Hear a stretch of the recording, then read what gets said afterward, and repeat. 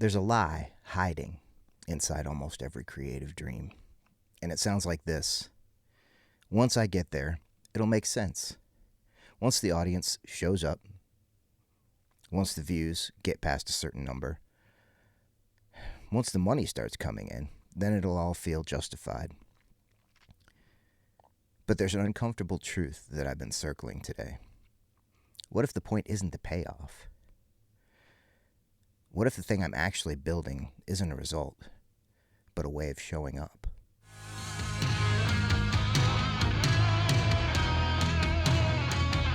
If you're new here, quick context. I'm a guitarist who spent most of my adult life in other people's projects, other people's visions, other people's definitions of success.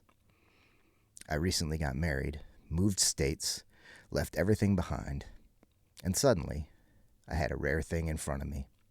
Time. Choice. I started documenting the rebuild, thinking that I would use my life experience to recreate the life that I had built before. I built a studio. I bought a bunch of gear. I started working out ideas. I started thinking about what I really wanted out of life and what success really meant to me. I did the work to build the studio. I spent the money to buy the gear. And now I'm working through the learning curve, the insecurity, and finding the voice that I never fully claimed. And somewhere between editing videos and uploading episodes, a question crept in that I didn't really invite. Who is this actually for? What am I doing? Because this is the math everyone does, whether they admit it or not. Views versus effort. Skill level versus the internet. Age versus algorithm. I've seen insanely talented players all over the internet, flawless singers, perfect edits, amazing videos, and I think, what business do I really have even putting my stuff out there next to theirs? I'm a beginner. I'm not the best guitarist on YouTube. I'm a beginning singer. I'm fumbling my way through content creation in public. I'm in my 50s. On paper, this is a terrible pitch. And yet, I keep hitting record. Here's the shift that's been quietly happening. I used to think that the value was in impressing people. But now I'm starting to see that the value is in witnessing. Not how good I am, not look at me, but look at how this actually works. The stalled days, the tech failures, the frustration, the unglamorous middle, the frustrating process, the learning. To make a video requires learning how to use a camera and several different softwares and a microphone and make them all work together before you even think about what you're actually going to record. And the same with audio production software. There are so many key commands and tricks and tips and secrets just to make the thing go before you even think about what you're going to put into it. And then there's the entire process of getting a quality product out of it. There's so much to learn. There's so much to do. And it's very easy to feel so far behind. Most people don't quit when they fail publicly.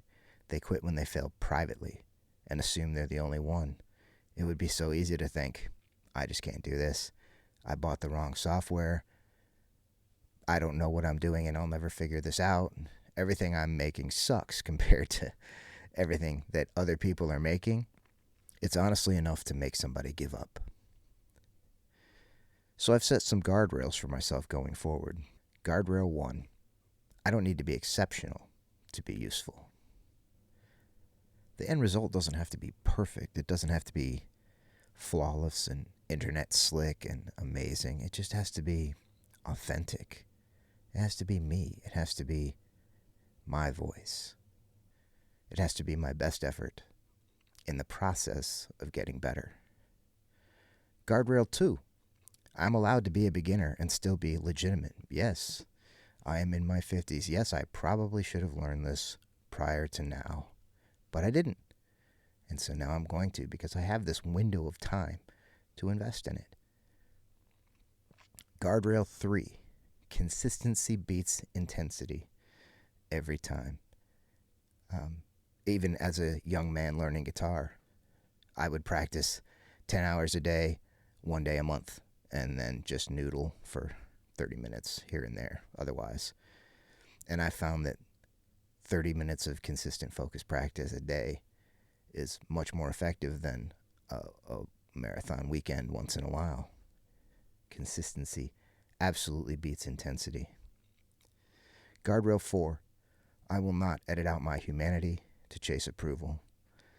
I will not edit out my weaknesses to try to come off better than I am, try to be as slick as everybody else, as good as everybody else.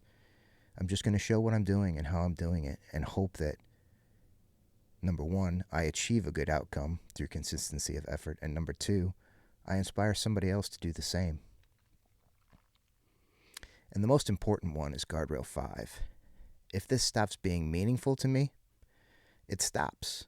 No sunk cost delusions, no grinding for validation, no chasing trends, no buy my course and learn to make viral videos, because I'm not trying to just make videos for the sake of making videos.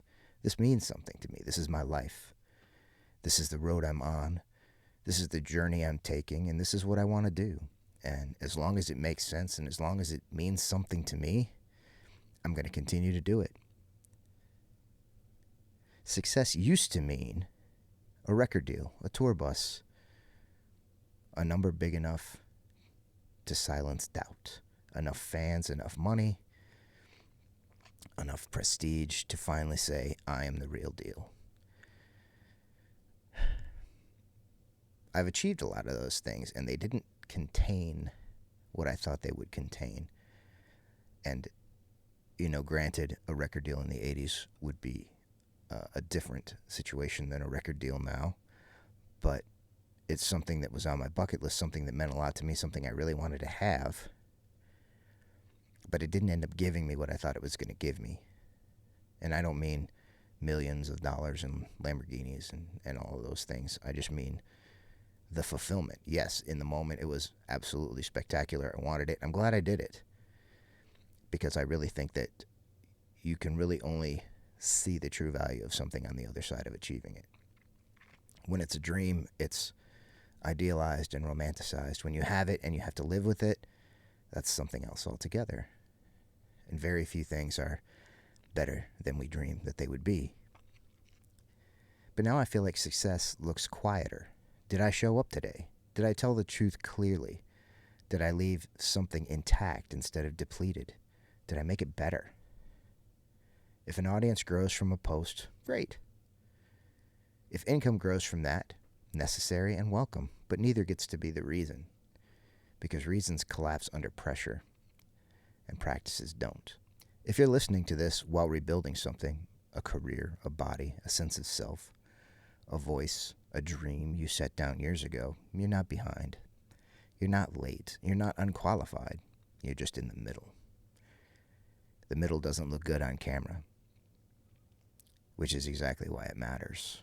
That's the hard part, the behind the scenes part, where nobody's rooting for you and nobody believes in you. I saw a quote from somebody a long time ago that said, in order to achieve greatness at something, you have to be willing to endure being absolute garbage at it. And it's so true. And that's where I'm at now. Before I reach the point where I say, I don't deserve this, I don't want this, I shouldn't have this, I shouldn't have spent this money, I shouldn't have spent this time, I have to give it a real effort. I have to give it a try. I have to give myself a chance to grow into the dream.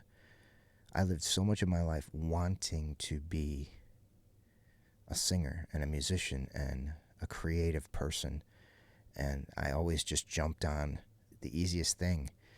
A band needs a guitar player. I'm a guitar player. I don't have to build the band. I don't have to write the songs. I can just show up and play the guitar. I'm already good at that. I never gave myself a chance to say, I want to write the songs. I want to sing the songs. I want to develop the ability to record the songs and distribute the songs and really let the gift that is within me develop and exist. I've reached a point where Many of the dreams that I've had have come true, and I've had many amazing opportunities to do great things, and I've done them, and I've loved them. But at this moment in time, I have the ability to dig down deep into my soul and say, what do I really want to do? I don't know where this leads, but I know what I'm committing to. Honest work, visible process, and letting the outcome be whatever it becomes. This is episode 3 of the Chronicles of Shred. Next time I want to talk about something even harder. What happens when improvement doesn't come fast enough to reward your effort? Because that's where most stories quietly die. If you followed along this far, then I hope you'll take this journey with me, and I'll see you next time.